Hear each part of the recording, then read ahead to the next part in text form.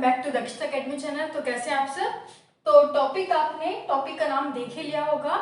तो ये क्वेश्चन हम सभी के मन में आता है, अक्सर हमसे कोई डिबेट भी कर लेता है कि राष्ट्रपति हमारे रबड़ की स्टैंप उन्हें समझा जाए या नहीं। अगर मैं आपसे पूछूं कि हमारे जो राष्ट्रपति हैं वो रबड़ की स्टैंप हम उन्हें कह सकते हैं या नहीं, अगर आपका आंसर नहीं है तो किन आधार पर आप कहेंगे कि वो रबड़ की स्टैंप हम भारत के राष्ट्रपति को नहीं कह सकते। तो ये जो पूरा टॉपिक है आज हम समझेंगे, ताकि ये अगर हमारे सामने कोई व्यक्ति अगर हमें कहे कि राष्ट्रपति रबड़ की स्टैंप है तो हम तर्क के माध्यम से, एक आर्टिकल के माध्यम से उन्हें समझा सके, किन्हीं फैक्ट के माध्यम से समझा सके कि नहीं, ऐसा बिल्कुल नहीं है। तो समझते हैं। तो सबसे पहले तो अगर हम संवैधानिक दृष्टि से देखें, हमारे कॉन्स्टिट्यूशन के अकॉर्डिंग देखें, तो यह कहा जाता है कि जो राष्ट्रपति को जो कार्य करने होते हैं वो किसके आधार पर करने होते हैं, जो उन्हें मंत्री परिषद या जो काउंसिल ऑफ मिनिस्टर्स की जो सलाह पर आपका जो राष्ट्रपति को अपने संवैधानिक कार्य करने होते हैं। तो इस आधार पर जो है कई आलोचक कहते हैं कि राष्ट्रपति और कुछ नहीं है, क्या है, वे आपकी केवल एक रबड़ की स्टैंप है। तो इस तथ्य को हम नहीं मानते हैं, और हम क्यों नहीं मानते हैं ये हम आज की वीडियो में पूरे फैक्ट के अनुसार समझेंगे। तो एक एक करके समझते हैं। सबसे पहले हम देखते हैं आर्टिकल 74(1). तो आर्टिकल 74(1) जो कि संविधान में बाद में जोड़ा गया है, और ये कौन से संविधान संशोधन के माध्यम से जोड़ा गया?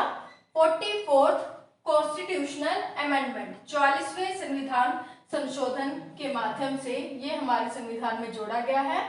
और ये कब जोड़ा गया? 1978। और इसमें क्या कहा गया है?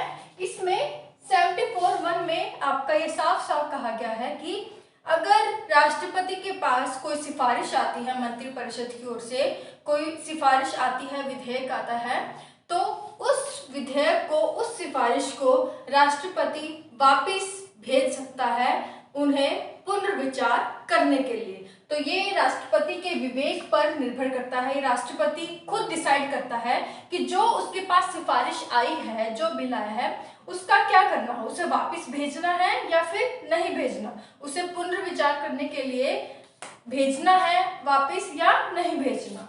तो पहला रीजन ये है आर्टिकल 74(1), जिसके आधार पर हम कहते हैं कि नहीं, राष्ट्रपति अपने विवेक से भी कार्य करता है, इसलिए हम उसे रबड़ की स्टैंप नहीं कह सकते। तो ये हो गया आर्टिकल 74(1) पहला फैक्ट। दूसरा है आपका आर्टिकल 78, और आर्टिकल 78 में भी आपका जो क्लोज 2 है और क्लोज 3 है, खंड 2 और खंड 3। इसमें क्या कहा गया है? पहले हम खंड 2 की बात करते हैं। आर्टिकल 78(2) इसमें कहा गया है कि राष्ट्रपति अगर जब चाहे वो प्राइम मिनिस्टर से, पीएम से आपका सिफारिश नहीं करेंगे, पीएम से कह सकता है कि उसे जानकारी दी जाए प्रशासन के बारे में, शासन सत्ता के बारे में। तो आर्टिकल 78(1) में क्या लिखा है कि जो आपका प्रेसिडेंट है वो आपसे, प्राइम मिनिस्टर से प्रशासन के बारे में जो जानकारी है वो ले सकता है। उनको जो भी प्रशासन है, एडमिनिस्ट्रेशन, जो शासन वो चला रहे हैं आपके प्राइम मिनिस्टर, क्या नीतियां बना रहे हैं, क्या पॉलिसी बना रहे हैं, इन सब की जानकारी प्रेसिडेंट आपके प्राइम मिनिस्टर से ले सकते हैं आर्टिकल 78(2) के अकॉर्डिंग। उसके बाद है आर्टिकल 78(3). इसमें खास बात है, इसमें कहा गया है कि अगर प्रेसिडेंट को लगता है कि उसके पास जो सिफारिश आई है मंत्रिपरिषद की ओर से, जो सिफारिश आई है, और उसे लगता है कि जो सिफारिश अभी मेरे पास आई है कि उसे आगे मैं पास कर दूं, और आपके प्रेसिडेंट को कहीं भी थोड़ा सा यह भांति हो जाए, यह लग जाए कि इस विषय पर, इस टॉपिक पर मंत्रिपरिषद के सामने जो है अच्छे से विचार विमर्श है, जो डिस्कशन है वो नहीं हुआ है, तो वह उस सिफारिश को प्राइम मिनिस्टर को बोलता है कि आप इसे वापस मंत्रिपरिषद के सामने दोबारा से रखवाएं, ताकि इसे जो है दोबारा से इस टॉपिक पर विचार विमर्श या डिस्कशन हो सके, क्योंकि इस पर जो है उचित डिस्कशन अभी नहीं हुई है। तो यहाँ पे इन दोनों आर्टिकल से हमें पता लगता है कि जो प्राइम मिनिस्टर है, जो भी आप इसके पास सिफारिश आती है, ये इसके विवेक पर निर्भर करता है कि वो उसे आगे भेजे या फिर उसे पास करे या ना करे। अगर उसे लगता है कि यहाँ पर डिस्कशन नहीं हुई तो यह वापस भेज सकता है। और 78(2) के अकॉर्डिंग पूरी शासन की जो जानकारी है वो प्राइम मिनिस्टर से ले सकता है। तो ये पहले दो आर्टिकल हमने देख लिए जो सिद्ध करते हैं कि जो आलोचक कहते हैं रबड़ की स्टैंप हमारा राष्ट्रपति है वो नहीं है।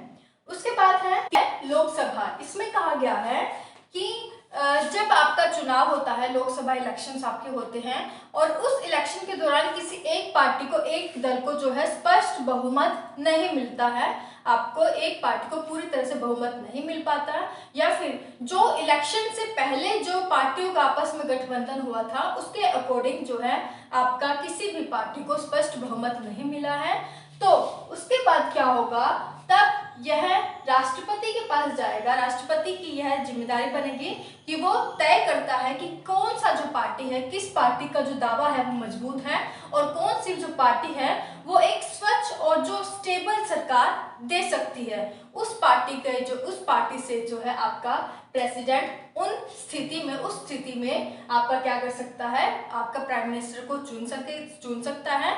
और साथ ही वो यह भी डिसाइड करते हैं प्रेसिडेंट कि किस दिन जो है आपका जिसे प्राइम मिनिस्टर चुना गया है राष्ट्रपति के द्वारा, तो उसका जो विश्वास मत जो है उसके प्रति वो कब होगा। तो ये चीजें भी आपके राष्ट्रपति के द्वारा डिसाइड होती है कि लोकसभा चुनाव में अगर किसी पार्टी को स्पष्ट बहुमत नहीं मिला है तो राष्ट्रपति डिसाइड करेगा कि किस पार्टी से जो है आपका प्राइम मिनिस्टर बना है और कौन बनेगा।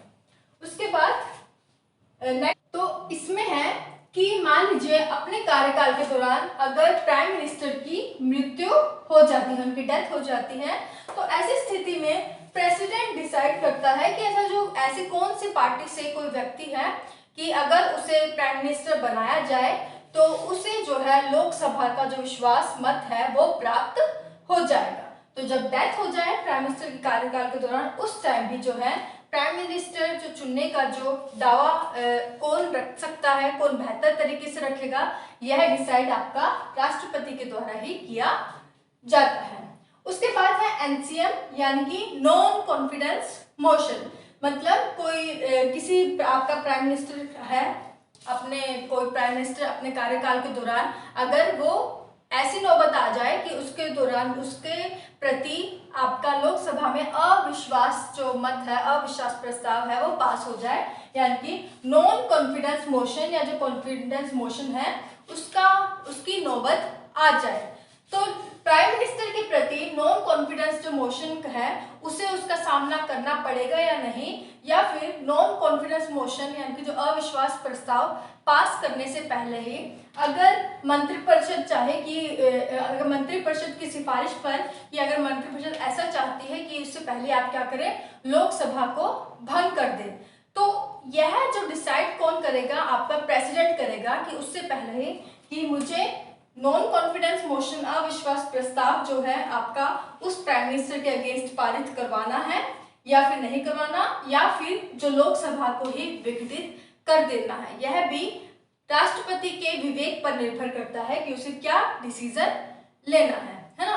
तो ये सब चीजें हम देखते हैं। इसके अलावा आप एक और चीज देख सकते हैं कि मान लीजिए कि अगर लोकसभा का विघटन हो गया है और कोई नई सरकार जो है अभी आपके राजनीति में नहीं आई है, नई सरकार का गठन नहीं हुआ है, तो उस दौरान जो राष्ट्रपति को आपके वो देगा, सलाह देगा, वो कौन देगा, तो आपकी पुरानी पार्टी थी यानी कि जो पुरानी सरकार थी, जिसकी पहले सरकार थी बहुमत में थी, वही जो पुराना पार्टी है वही आपके राष्ट्रपति को सलाह देती रहेगी जब तक आपकी जो नई सरकार है वो आपके सदन में नहीं आ जाती है। लेकिन इस बात का ध्यान रखा जाता है, राष्ट्रपति इस बात का ध्यान रखता है कि उसे कोई ऐसी सलाह पुरानी पार्टी के द्वारा ना दी जा रही हो जिससे कि आने वाले चुनाव में उस पार्टी को कोई फायदा होता हो। तो ये भी राष्ट्रपति देखता है कि उसके किस प्रकार की जो उसे सलाह है वो दी जा रही है। तो इस आधार पर हम कह सकते हैं, जो हमने 5 पॉइंट देखे हैं, फैक्ट्स हैं, कि जो आलोचक जो कहते हैं कि राष्ट्रपति और कुछ नहीं है, केवल क्या है, एक रबड़ की स्टैंप है, तो यह कहना गलत है, क्योंकि राष्ट्रपति की भी कुछ अपनी विवेकाधीन शक्तियां हैं जिसे कि हमने इन 5-6 पॉइंट्स में स्पष्ट कर लिया। तो आपको भी कभी मौका मिले किसी के सामने, अपने बहन भाइयों के, टीचर्स के, अपने पेरेंट्स के सामने राष्ट्रपति के बारे में, तो उम्मीद करती हूँ अब अपना स्टैंड आप और मजबूती से ले पाएंगे कि नहीं, राष्ट्रपति रबर की स्टैंप नहीं है, उनका भी हमारे लोकतंत्र में, हमारे डेमोक्रेसी में उनका भी जो है विशेष महत्व है, स्पेशल परिस्थितियों में, स्पेशल कंडीशंस में, है ना। तो आज के लिए बस इतना ही। Thank you so much, take care, all the best and please share the video. Thank you, all the best.